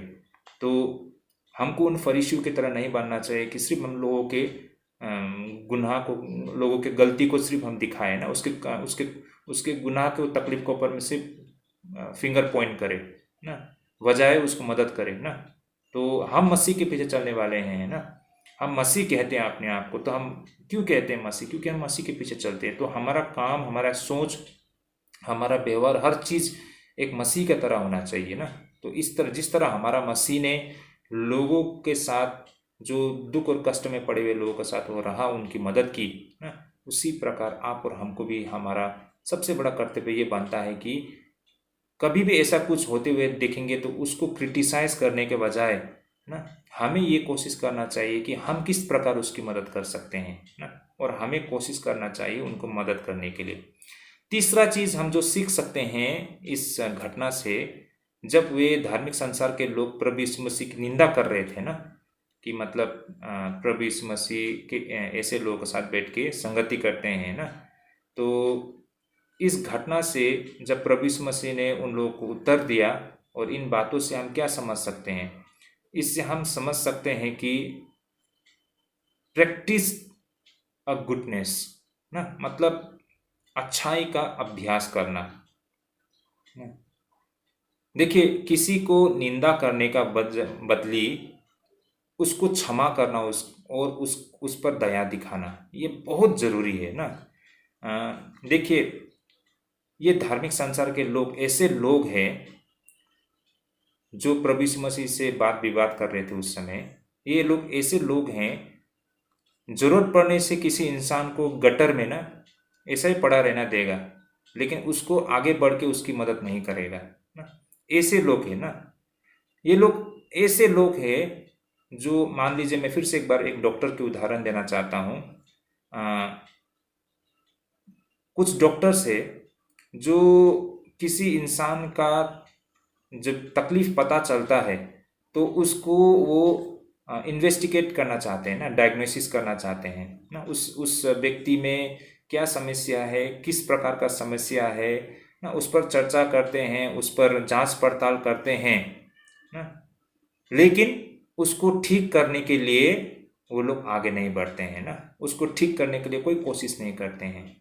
जब भी कुछ ऐसे मरीज को सामना करते हैं और उस मरीज का जो बीमारी है उस पर बहुत चर्चा करते हैं ना, उस पर जांच पड़ताल बैठाता है, लेकिन उसको ठीक करने के लिए कोई कोशिश नहीं करता है।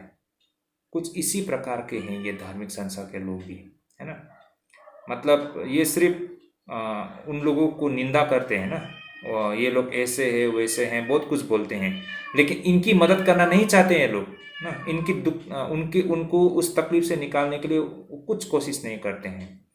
भाई और बहनों, इन बातों को हमें भी याद रखना है। हम मसीह के पीछे चलने वाले लोग हैं ना। जीवन के हर एक मोड़ में हमको भी ऐसा समय मिलता है, अवसर मिलता है ना। तो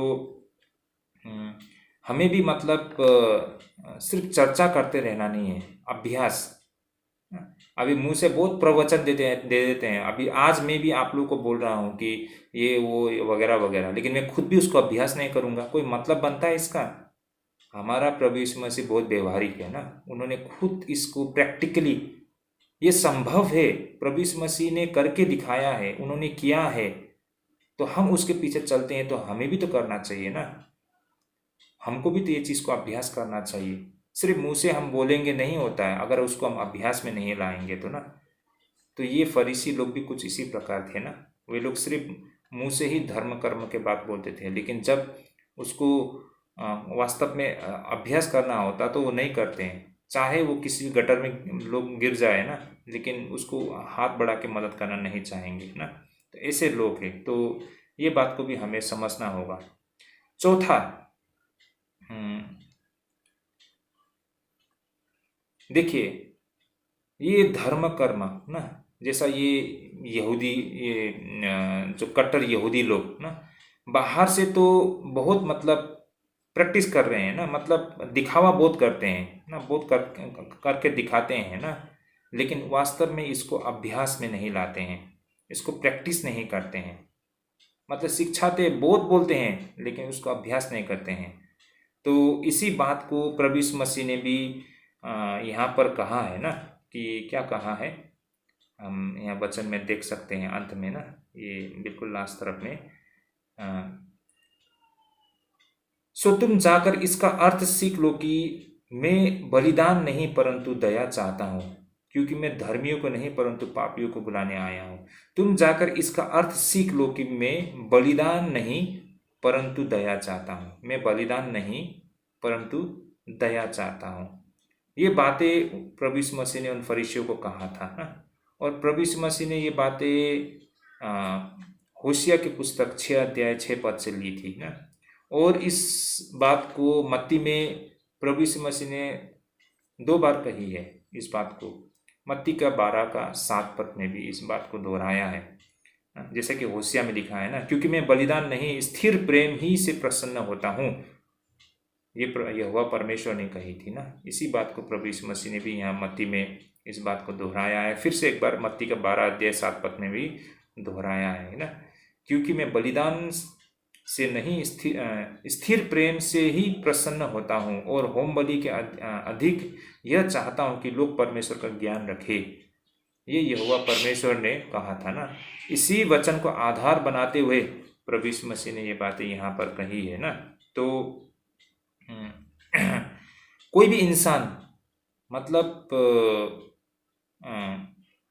हर प्रकार को धार्मिकता का मतलब दिखावा करे ना, या फिर उसके बारे में प्रचार करे, लेकिन जब जरूरत पड़ने पर वो मदद के लिए हाथ आगे नहीं बढ़ाता है, तो ऐसे लोगों को हम एक धार्मिक इंसान नहीं कह सकते हैं, है ना। तो भाई और बहनों, आप और हमको भी ये चीज़ बिल्कुल लागू होता है। हम भी चर्च जाते हैं, बाइबल पढ़ते हैं, प्रार्थना करते हैं, बहुत उपदेश देते हैं ना, प्रचार करते हैं, प्रभु यीशु मसीह के बारे में लोगों को बताते हैं, लेकिन ज़रूरतमंद को जब हम समय पर उनको मदद नहीं करते हैं, तो फिर हमारा भी तो इन फरीसियों की तरह ही हम बन जाते हैं ना। इनका और हमारे बीच में कोई फ़र्क नहीं रहता है। तो ये चीज़ हमने देखा है मत्ती रचित सुसमाचार, आपको आज हमने देखा है यहाँ पर, है ना। 9 अध्याय 10 से 13 पद तक में, है ना। तो हम आगे बढ़ते हैं। आज का दूसरा भाग, तो ये हमारा अब तक का पहला भाग था, जब प्रभु यीशु मसीह भोजन करने के लिए कुछ महिला और पुरुष लोगों के साथ बैठे थे, और उसमें विशेष करके मत्ती भी शामिल था। तो उस समय फरीसियों ने आकर ये निंदा की थी कि प्रभु यीशु मसीह ऐसे लोगों के साथ क्यों बैठते हैं। तो प्रभु यीशु मसीह ने उन लोगों को बहुत सहज तरीके से उनको उत्तर देके ना उनका मुंह बंद कर दिया था ना। और प्रभु यीशु मसीह ने बोला था कि वेद भले चंगों को नहीं परंतु बीमारियों को आवश्यक है ना। ये बातें कहकर ना उनको एक बहुत अच्छा संदेश दिया था। तो ये आज भी आप और हम पर लागू होता है ना। तो ये आज हमारा बाइबल क्लास का पहला विषय है ना। अब हम आगे बढ़ेंगे आज के बाइबल क्लास की दूसरे विषय पर। मैंने शुरुआत में कहा था कि आज हम 2 विषय पर चर्चा करेंगे। तो ये था हमारा पहला विषय। अब आगे रहेंगे हमारा दूसरा विषय। तो आइए इससे संबंधित हम बाइबल के वचन पढ़ते हैं। अब तक हमने पढ़ा था 9 अध्याय 13 पद तक में ना। अब आगे देखेंगे 9 अध्याय 14 से लेके 15 पद तक ना। मत्ती रचित सुसमाचार 9 अध्याय 14 पद से लेके 15 पद तक में। ओके, तो ये विषय रहेगा आज की खुशी कल का गम, है ना। आज की खुशी कल का गम, इंग्लिश में ऐसा बोल सकते हैं present Joy and future sorrow, है ना। इसको मैं हिंदी में इस तरह बोलना चाहूँगा कि आज की खुशी कल का गम। ये हमारा विषय का दूसरा आज का बाइबल क्लास का दूसरा विषय रहेगा, जो कि हम कंटिन्यू करेंगे 9 अध्याय 14 पद से लेके 15 पद तक। आइए मैं इसे पढ़ना चाहूँगा, आप लोग भी अपने बाइबल में देख लीजिएगा। यहाँ पर इस प्रकार लिखा है, यीशु ने उससे कहा, क्या बाराती जब तक दूल्हा उनके साथ है शोक कर सकता है? तब यूहन्ना के चेलों ने उनके पास आकर कहा, क्या कारण है कि हम और फरीसी इतना उपवास करते हैं पर तेरे चेले उपवास नहीं करते? यीशु ने उनसे कहा, क्या बाराती जब तक दूल्हा उनके साथ है शोक कर सकते हैं? पर वे दिन आएंगे कि दूल्हा उनसे अलग किया जाएगा, उस समय वे उपवास करेंगे। आमीन। तो यहाँ पर अब बातें आगे बढ़ी तो हमने देखा है कि यूहन्ना का चेले भी वहाँ पर उपस्थित थे ना। तो यूहन्ना का चेले एक प्रश्न रखते हैं और वो पूछते हैं कि क्या कारण है कि हम और फरीसी इतना उपवास करते हैं। मतलब कहने का मतलब हम लोग तो उपवास करते हैं लेकिन आप और आपके चेले लोग उपवास नहीं करते हैं। तब प्रभु यीशु मसीह ने उन लोगों को उत्तर दिया था कि क्या बाराती जब तक दूल्हा उसके साथ है शोक कर सकता है? पर वे दिन आएंगे कि दूल्हा उनसे अलग किया जाएगा, उस समय वे उपवास करेंगे। अब ये बातें हम सोचेंगे कि इस पर हमें इतना चर्चा करना क्या है ना। लेकिन वास्तव में ये जो बातें प्रभु यीशु मसीह ने कही है इसके वास्तविक अर्थ बहुत गहरा बनता है भाई और बहनों। देखिए, इससे पहले जो उपवास से संबंधित जो बातें हमने विस्तार रूप से 6 अध्याय 16 से 18 पद तक हमने मत्ती का 6 अध्याय 16 से 18 पद तक हमने अध्ययन करते समय इस बात पर हमने बहुत गहरी रूप से हमने चर्चा की है। ये उपवास से संबंधित है ना। तो आज मैं इस पर चर्चा नहीं करूँगा, अगर ज़रूरत पड़े तो आने वाले समय पर हम विशेष करके उपवास से संबंधित बातों पर ही हम चर्चा करेंगे। लेकिन यहाँ पर जब यूहन्ना के चेले ये प्रश्न रखते हैं कि वे खुद और फरीसी लोग भी, है ना, फरीसी लोग भी उपवास करते हैं और आपके चेले जो उपवास नहीं करते हैं ना, तो वो जानना चाहता है कि इसका क्या कारण है ना। और तब प्रभु यीशु मसीह ने उनको भी उत्तर दिया था। तो इसी कारण ये बात यहाँ पर आई है। तो उपवास से संबंधित बातें मैंने जैसे बोला पहले भी हमने विस्तार रूप से चर्चा की, आज हम इस पर नहीं करेंगे।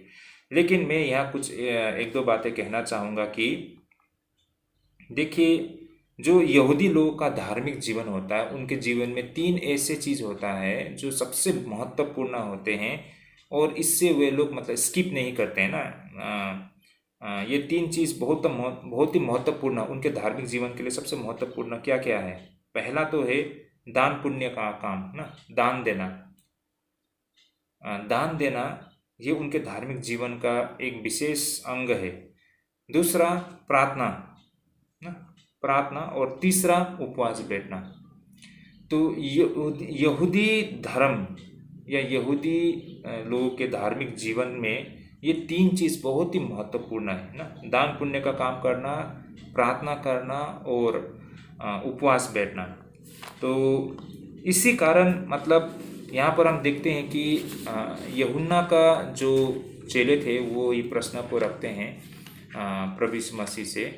तो बेशक हम यहाँ देख भी हमको यह बात समझ में भी आता है कि शायद प्रभु यीशु मसीह के चेले उपवास नहीं करते, उनको इसकी जानकारी मिली है होगी, इसी कारण वे लोग पूछ रहे हैं ना, क्योंकि एक यहूदी होने के नाते उन लोग को उपवास करना चाहिए था, लेकिन वे लोग उपवास नहीं करते हैं।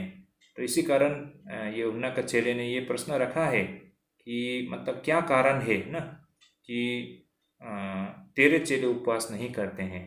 तो अब उनको तो सत्य की समझ नहीं है ना, क्या हो रहा है उस समय उन लोग को पता नहीं है, लेकिन उसके उत्तर में प्रभु यीशु मसीह ने जो जवाब दिया है ना, ये बहुत ही इसके पीछे के रहस्य ना बहुत ही गहरा है। चलिए इसको हम समझने के लिए कोशिश करते हैं। तो प्रभु यीशु मसीह ने एक बहुत ही खूबसूरत दृश्य के रूप में या पेश किया है ना उसके जो उत्तर को। जब यूहन्ना के चेलों ने ये प्रश्न किया है उपवास से संबंधित, तो प्रभु यीशु मसीह ने बहुत ही खूबसूरत दृश्य को पेश किया है ना यहाँ पर। वो था यहूदियों का ब्याह ना, या यहूदियों का शादी और ज्यूस वेडिंग ना, यहूदी लोग किस प्रकार शादी करते हैं, ब्याह करते हैं ना, उससे संबंधित है। तो इसको हम लोग अब थोड़ी अच्छी तरह से ध्यानपूर्वक सुनेंगे और समझने के लिए कोशिश करेंगे। देखिए, जो यहूदियों का ब्याह होता है ना, या यहूदियों का जो शादी होता है, ये एक बहुत ही खास समारोह होता है ना, एकदम स्पेशल फेस्टिविटी ना, एकदम बिल्कुल खास समारोह होता है। और इसके कुछ खासियत होता है ना, एक यूनिक फीचर होता है उनके जो ब्याह करते हैं, जो शादी करते हैं, इसमें एक बहुत बड़ी खासियत होता है, इनका यूनिक फीचर होता है। मान लीजिए कोई दंपति जब उनका शादी हो जाता है, कोई यहूदी दंपति मतलब पुरुष और महिला का जब शादी हो जाता है ना, तो वे लोग हनीमून जिसे हम लोग कहते हैं ना, विवाह के बाद जो दोनों जोड़ा या दोनों दंपति का उत्सव काल हम लोग बोल सकते हैं ना, ये हनीमून, उसके लिए वे लोग नहीं जाते हैं। आमतौर पर शादी करने के बाद ये एक रीति बन गया है कि लोग हनीमून के लिए ना वे लोग अलग थोड़ा जो दंपति एक साथ एक सुकून का समय लोग बिताने के लिए वे लोग बाहर कहीं दूर चले जाते हैं ना। तो लेकिन यहाँ पर क्या है कि यहूदी जो ब्याह होता है, यहूदी शादी होता है, जब उनका शादी हो जाता है तो वे लोग हनीमून में नहीं जाते हैं। इसके बजाय वे लोग घर ही पर रहते हैं ना, और माना जाता है कि करीबन एक हफ्ते के लिए वे लोग वहीं पे ठहरते हैं दुल्हन के घर पे। और वहाँ पर मतलब बहुत ही मतलब कैसा कहेंगे, बहुत खास समारोह होता है ना। और उस दौरान उस जो दूल्हा और दुल्हन होते हैं, उनको एक राजा और एक रानी की तरह उनसे व्यवहार किया जाता है ना।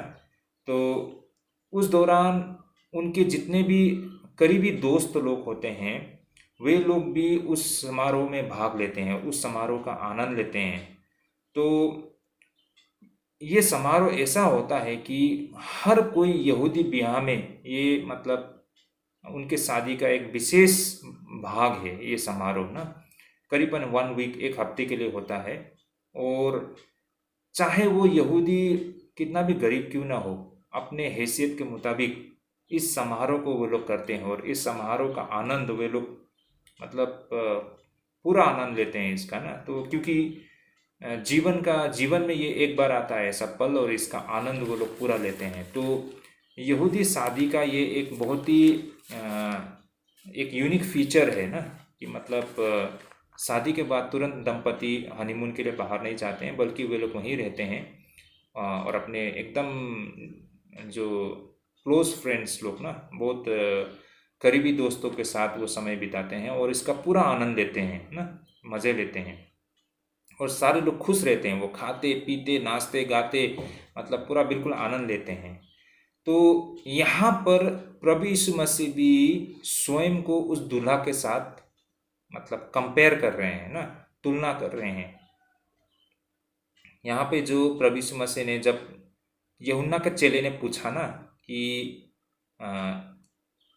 उसके पास क्या कारण है कि हम और फरीसी इतना उपवास करते हैं पर तेरे चेले उपवास नहीं करते हैं, तो प्रभु यीशु मसीह ने जो उत्तर दिया, क्या बाराती तब तक दूल्हा उनके साथ है शोक कर सकते हैं? ये बात का उत्तर, मतलब प्रभु यीशु मसीह ने उनके प्रश्न का उत्तर इस प्रकार दिया था ना कि क्या बाराती जब तक दूल्हा उनके साथ है शोक कर सकते हैं? मतलब अवश्य ही ना, मतलब जब दूल्हा है तो सब चीज़ रंगीला है ना, सब नाच रहे, खा रहे, पी रहे, गा रहे हैं।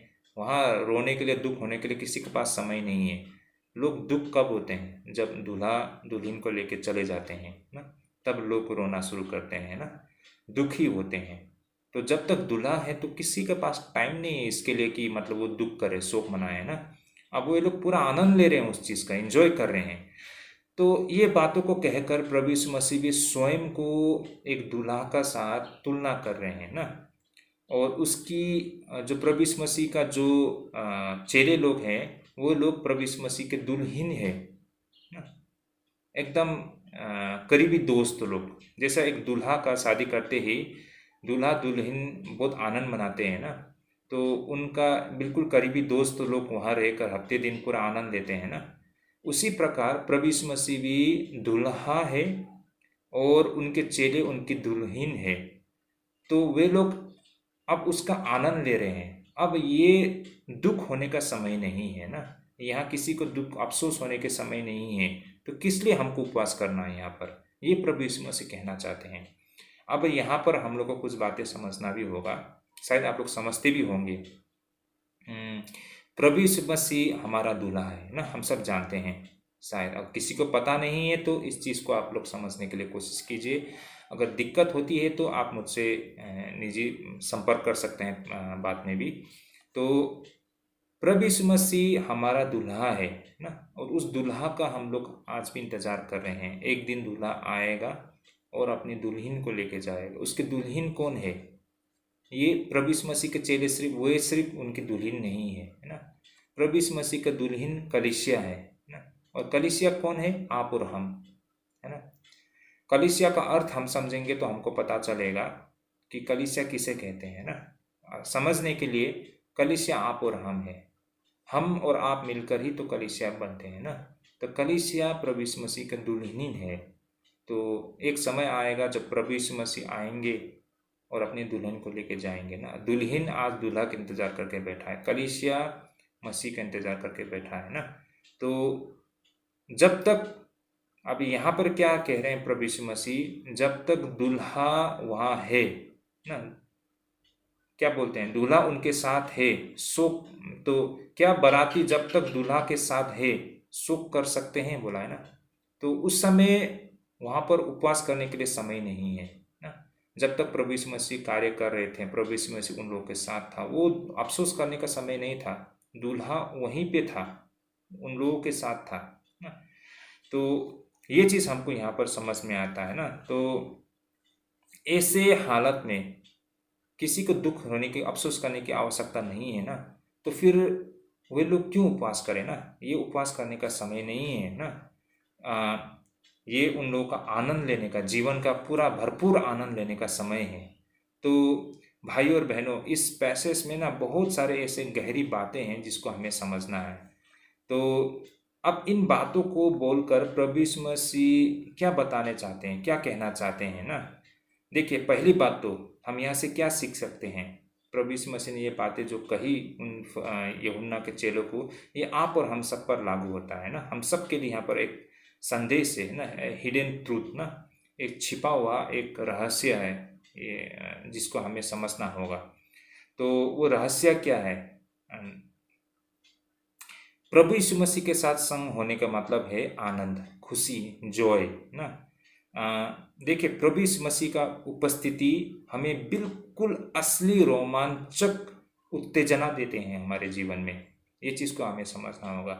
प्रभु यीशु मसीह का उपस्थिति हमारे जीवन में बिल्कुल असली, ये दुनिया का रोमांच नहीं है, हाँ, बिल्कुल असली रोमांच और उत्तेजना हमारे जीवन में होता है प्रभु यीशु मसीह का उपस्थिति। अब कुछ लोग ऐसा बोल सकते हैं कि वो प्रभु में, मसीह में विश्वास करते हैं, लेकिन उनका जीवन बहुत उदासी और दुखी है। तो आपको ये भी सोचना पड़ेगा कि क्या वास्तव में प्रभु यीशु मसीह आपके जीवन में मौजूद है। ये भी एक बहुत बड़ा प्रश्न है। तो क्योंकि हम ये समझते हैं कि प्रभु यीशु मसीह का उपस्थिति हमारे जीवन में बिल्कुल वो रोमांच और उत्तेजना लेके आता है ना, और वो व्यक्ति बिल्कुल उदास नहीं रह सकता है, उदास नहीं हो सकता है। अब बहुत लोगों के लिए रोमांच, उत्तेजना का मतलब है, आनंद का मतलब है भरपूरी, सब कुछ होना, जैसे कि अच्छे कपड़े, अच्छा घर, अच्छा खाना पीना, मतलब उसका स्वास्थ्य सब कुछ ठीक ठाक होना, उसको लोग आनंद और उत्तेजना और खुशी सोचते हैं। लेकिन बहुत लोगों के पास ये कुछ तो, सब कुछ तो है ना, लेकिन वो क्या खुश है अंदर से? नहीं है ना। लेकिन कुछ लोग ऐसे हैं, दो सूखी रोटी खाते हैं तब भी वो लोग, उनका जीवन बहुत आनंद से कट जाता है, क्योंकि उनका यहाँ खुशी है ना, यहाँ अंदर। तो ये बात को भी हमें समझना होगा। बहुत सारे मसीह लोग दुखी है और वो चाहते हैं कि उनके लिए प्रार्थना करे, परमेश्वर उनकी अर्जी सुन ले और उनकी मन्नतें पूरी हो जाए और उनका जीवन खुशहाल हो जाए। भाई और बहनों, आप जिस खुशी को आप लोग ढूंढ रहे हो ना, वास्तव में वो खुशी नहीं है ना। वास्तव में खुशी तो हम आगे चर्चा करेंगे ना।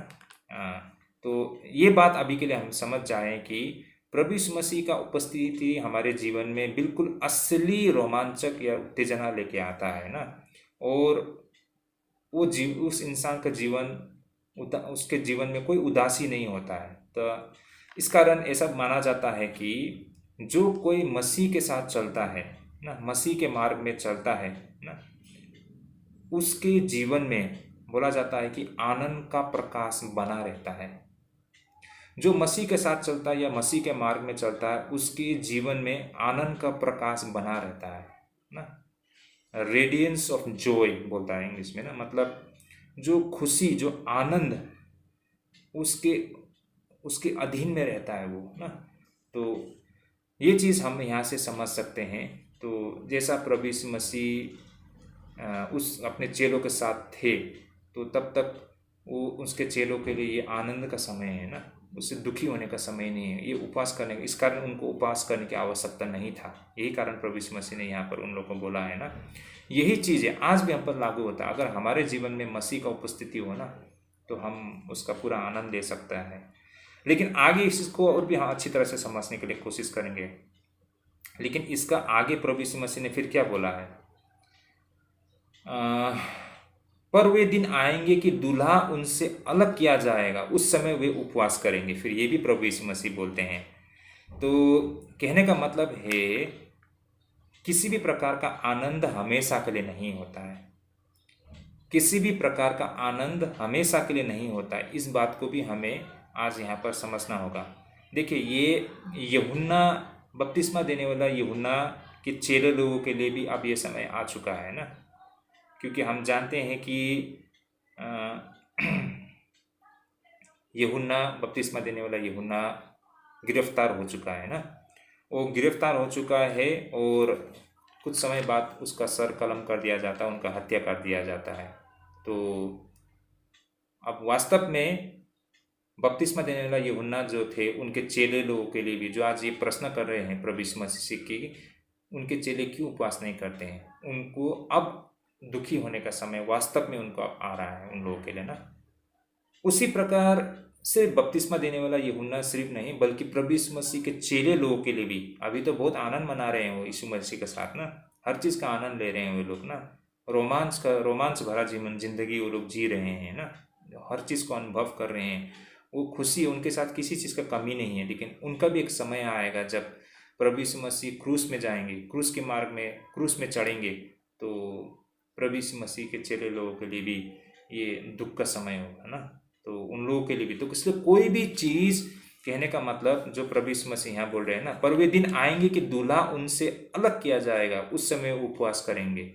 तो मतलब समय आएगा, कोई भी चीज़, कोई भी आनंद हमेशा के लिए नहीं होता, परमानेंट नहीं होता है ना, उसका अंत होता है। तो देखिए, ये जीवन का एक अनिवार्य बात है कि हमारे जीवन में सबसे प्रिय चीज़ जो है उसका एक समय जाकर अंत होना ही पड़ेगा।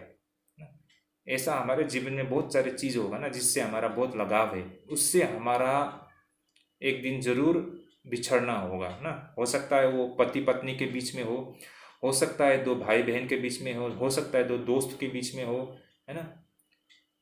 किसी भी प्रकार का संबंध, या हमारे धन संपत्ति बोलो, हमारा कुछ भी हो ना, किसी भी चीज़ के साथ जो हमारा संबंध है, जो हमारे लिए सबसे प्रिय है ना, उनका साथ भी हमारा एक दिन संबंध खत्म होगा ना। कोई भी चीज़ इस दुनिया में परमानेंट नहीं है, हमेशा के लिए नहीं है ना। इस कारण हमें परमेश्वर को, यही कारण है कि परमेश्वर को हमें जानना बहुत जरूरी है ना, क्योंकि वचन में लिखा है, इब्रानियों का पत्री 13 का 8 में, शायद आप लोग ने इस वचन को कईयों दफ़े पढ़े होंगे। यहाँ लिखा है कि यीशु मसीह कल और आज और युगान युग एक सा है। फिर से पढ़ूंगा, इब्रानियों 13 का 8, यीशु मसीह कल और आज और युगान युग एक सा है। दुनिया में हर चीज़ बदल जाएगा, हर चीज़ का साथ छूट जाएगा, लेकिन मसीह का साथ कभी नहीं छूटेगा, परमेश्वर का साथ कभी नहीं छूटेगा, क्योंकि परमेश्वर हमेशा जैसा था, आज भी है और आने वाला समय में भी रहेगा, है ना। तो कहने का मतलब है, हम मसीह में रहकर ही जो हमें मतलब क्या बोलेंगे, वो परमानेंट ना आनंद ना, उसका उसका उसका आनंद हम ले सकते हैं। देखिए, दुनिया में कुछ भी चीज़ हमेशा के लिए नहीं है, परमानेंट नहीं है। देखिए, आप लोग ने देखा होगा, दुनिया में बहुत सारे ऐसे पुरुष है, ऐसा महिला है ना, जो बहुत अपने ऊपर गर्व करते हैं। जैसे कि बहुत सारे ऐसे पुरुष है ना, जो अपनी बुद्धि पर, अपनी ताकत पर ना बहुत घमंड करते हैं। दुनिया में ऐसे बहुत सारी स्त्री है, महिला है, जो अपनी खूबसूरती पर बहुत घमंड करते हैं ना, लेकिन ना तो उसका सुंदरता हमेशा बना रहेगा, ना तो उस पुरुष का ताकत हमेशा बना रहेगा ना, एक दिन वो जाता रहेगा ना। तो इस कारण दुनिया में कोई भी चीज़ हमेशा के लिए नहीं है ना। हमारा एकदम प्रिय संबंध, एक दिन वो उसका अंत होना जरूरी है और होके ही रहेगा।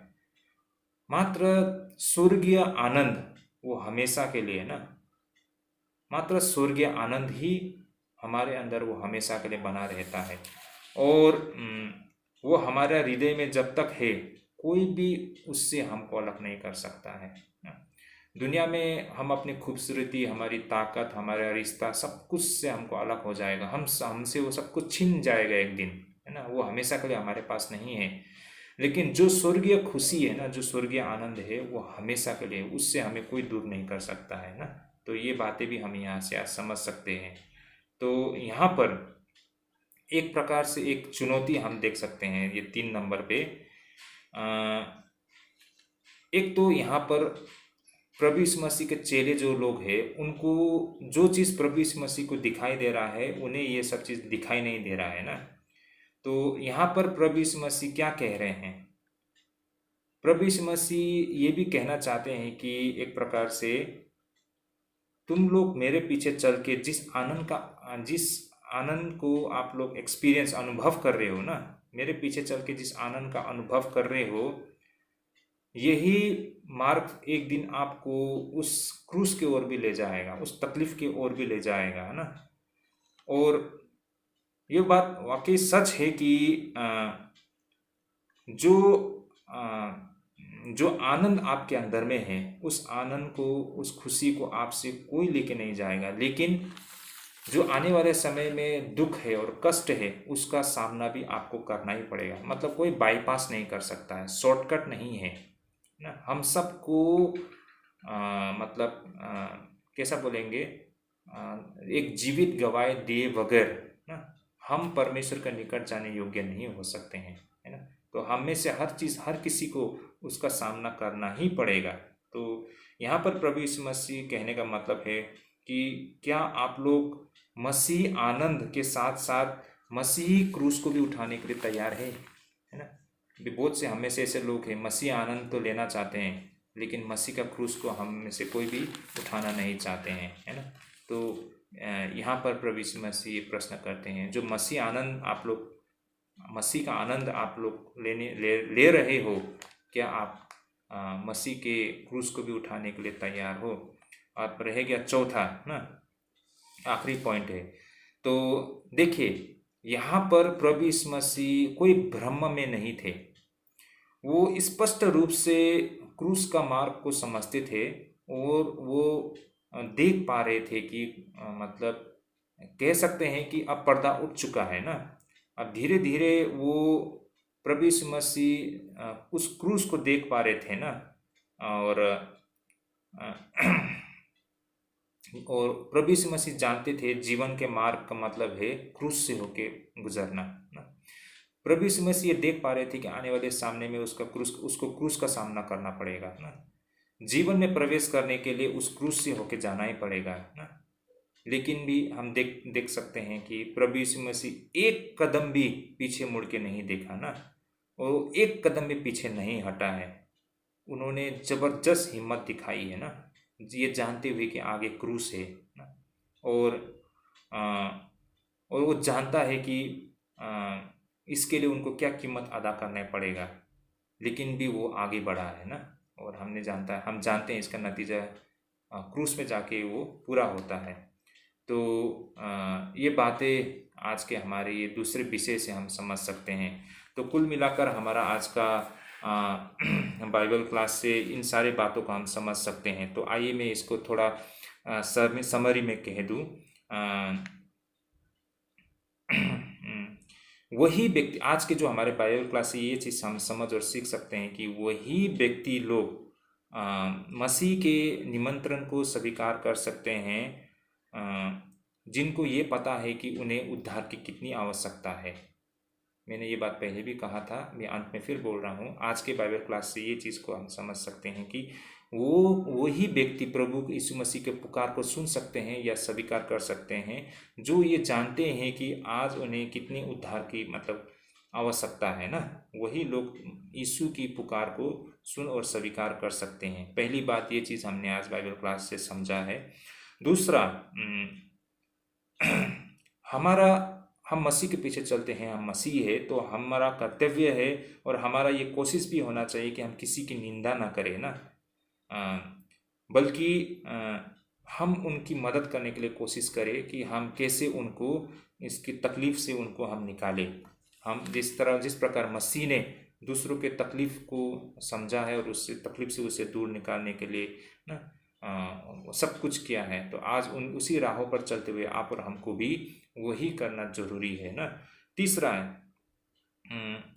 वो व्यक्ति धार्मिक व्यक्ति नहीं है ना अगर वो सिर्फ मतलब बाहर से धार्मिकता का दिखावा करते हैं और ज़रूरत पड़ने पर वो किसी व्यक्ति का मदद नहीं करता है ना, तो वो धार्मिक व्यक्ति नहीं है ना। वो मसीह नहीं हो सकता है जो सिर्फ बड़ी बड़ी बातें करते हैं लेकिन ज़रूरत पड़ने पर वो किसी की मदद नहीं करता है ना। ये चीज़। तीसरा, आज की बाइबल क्लास से जो हमने समझा है कि प्रभु के उपस्थिति हमारे जीवन में होने का मतलब है असली बिल्कुल रोमांचक उत्तेजना का आनंद लेना ना, ये चीज़। तो जो कोई मसीह के साथ में चलता है, जो मसीह के मार्ग में चलता है, कहा जाता है कि आनंद का प्रकाश उस पर बना रहता है। ये चौथा बात हमने समझा है। पांचवा, इस दुनिया में कोई भी चीज़ हमेशा के लिए अनंत के लिए नहीं है ना, ये बात हमने समझा है। कोई भी चीज़ परमानेंट नहीं है, मात्र स्वर्गीय आनंद हमेशा के लिए है, अनंत के लिए है ना, और जो कोई भी हमसे छीन नहीं सकता है ना।